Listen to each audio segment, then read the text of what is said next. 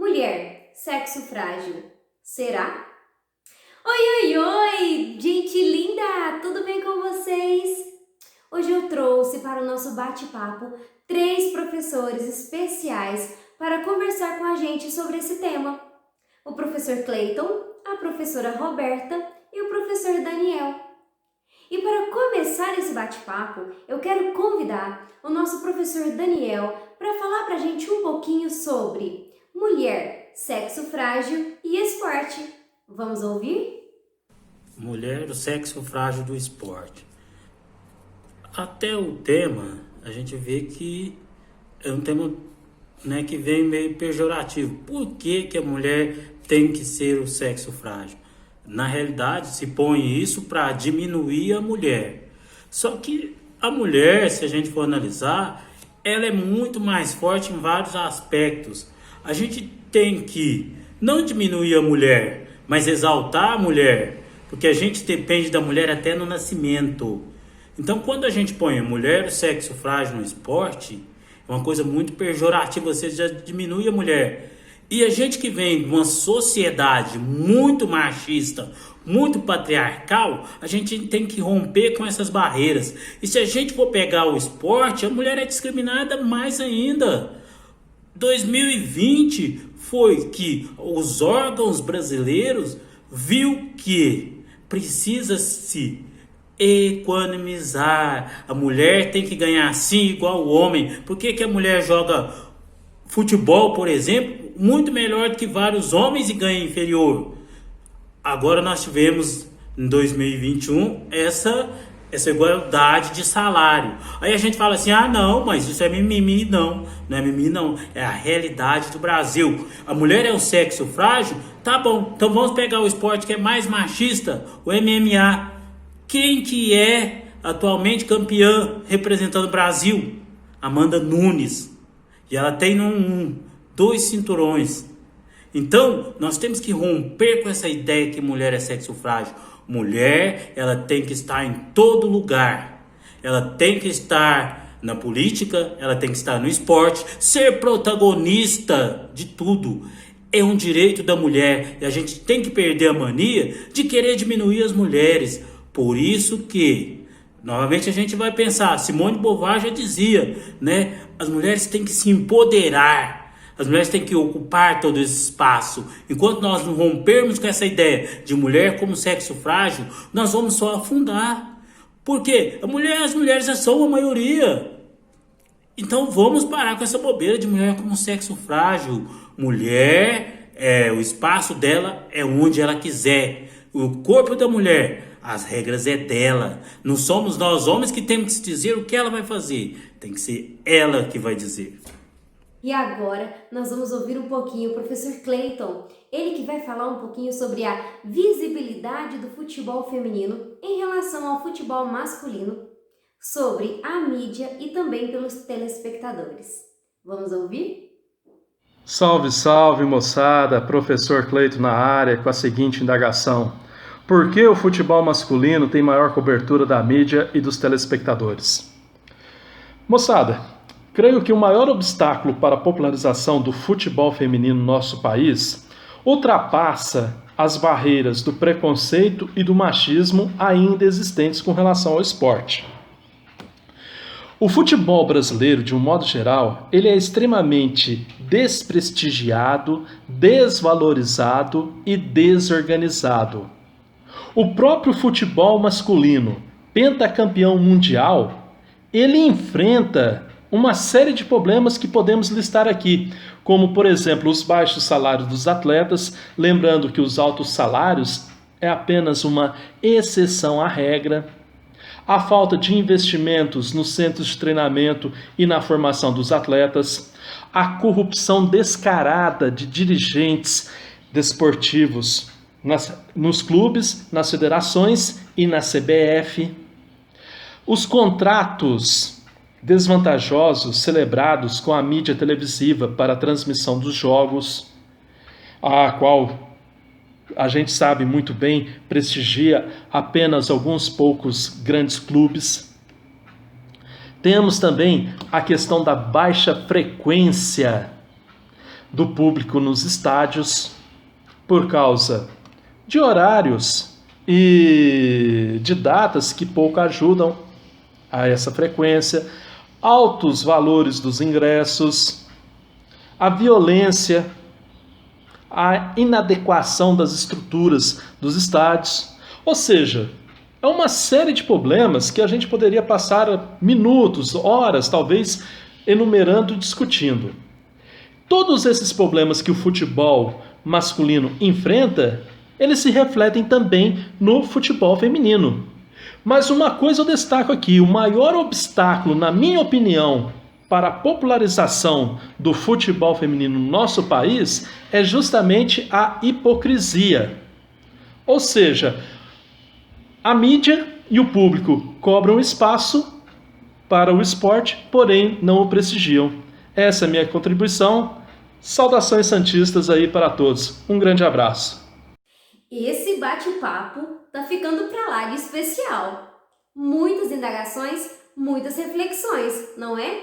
E agora nós vamos ouvir a professora Roberta, ela que vai falar sobre a diferença do gênero dentro do esporte. Vamos ouvi-la? Olá, meninos e meninas. Sobre a questão agora de desigualdade de gênero no esporte, eu vi uma notícia no comecinho do mês que a CBF vai igualar os salários agora da seleção feminina com a seleção masculina, e eu achei muito bacana no sentido que isso vai influenciar outros setores também a fazer esse questionamento e também a pensar na questão salarial. Porém, olha, em pleno século XXI a gente ainda está discutindo coisas de base, né, que é, por exemplo, o salário. E por que isso não aconteceu antes? Então, a nossa sociedade ela é construída numa base patriarcalista, onde há uma dominação masculina. E tudo aquilo que é associado e que foi associado à mulher, a ideia de feminino, é considerado inferior, é considerado ruim. E eu fico pensando, se a gente tem essa desigualdade tão grande entre homem e mulher, olha a população LGBTQIA+, que ela sofre um preconceito justamente por ser associada à ideia de feminino, por ser associada à visão da mulher. Não é masculino, então quer dizer que não é bom, é frágil, é ruim, é algo errado. E olha para você ver, se a gente não tem um incentivo do esporte feminino tão grande quanto do masculino, imagina da população LGBTQIA+. Imagina a gente ter essa diferença toda inserida no nosso contexto cultural, social. Olha como vai ser difícil esse questionamento ainda durante todo esse tempo que a gente tem. Então, quando eu vi essa notícia, eu pensei, é bacana por esse sentido, por impulsionar os outros setores, mas a tristeza de que a gente ainda tem muita coisa a desconstruir é maior ainda. E lembrando que essa desconstrução ela tem que acontecer em casa.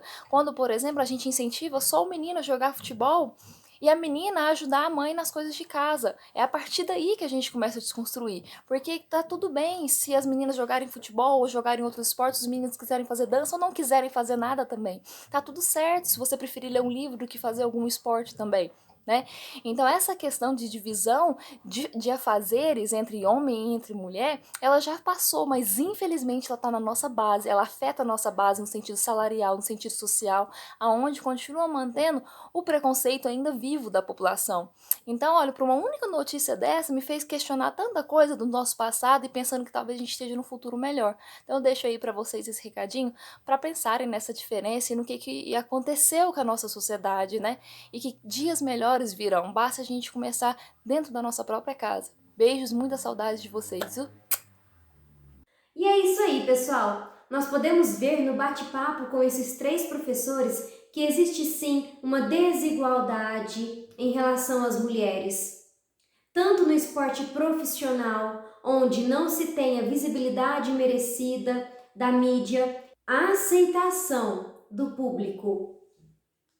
Também podemos notar que dentro do esporte amador, a gente vê muita dificuldade porque as mulheres elas não recebem incentivos como patrocínios, por exemplo.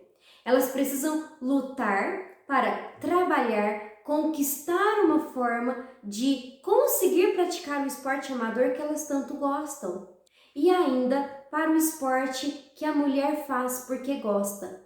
Você já parou para pensar que talvez uma mulher que você conheça deixou de praticar algum tipo de esporte que ela gostava muito porque ela precisou sair para trabalhar? Ou ainda, que ela se tornou mãe? Que a mulher precisou abrir mão das coisas que gostava para as coisas que eram necessárias? consegue ver através do gráfico que eu vou colocar aqui para vocês que a partir dos 25 anos as mulheres tendem a sair e deixar de fazer alguma atividade que elas gostam. Que seja um esporte, que seja um exercício físico. Temos também aquelas mulheres que lutam pelos seus direitos. Temos aquelas mulheres que se organizam, que luta todo dia, que é mãe, que é profissional e que consegue sim fazer um exercício físico, praticar um esporte que tanto gosta. E aí, mulher é sexo frágil? Sexo frágil seria porque eu não posso fazer aquilo que tenho vontade?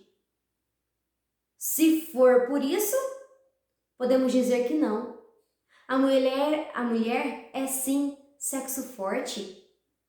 Ela é sexo forte porque além de fazer todas as suas atribuições, ela ainda consegue conquistar o espaço que quer. Ela luta por isso. A mulher, ela pode e deve fazer o que ela quiser. E é isso aí. Ficamos por aqui hoje com o nosso bate-papo, abordando então o PET 4, que traz ali as dificuldades que as mulheres encontram para praticar um tipo de esporte. As dificuldades que ela encontra desde a era antiga, onde ela precisou provar que era capaz de praticar um esporte, mas mesmo assim não foi reconhecida. Onde a mulher provou que em vários esportes ela conseguiu se destacar. Temos a Daiane, por exemplo, a ginasta, que conseguiu se destacar dentro de um campeonato mundial e que entre homens e mulheres do Brasil, ela trouxe o título de ouro. Temos mulheres que se destacam pelo talento profissional. Temos mulheres que se destacam como mães.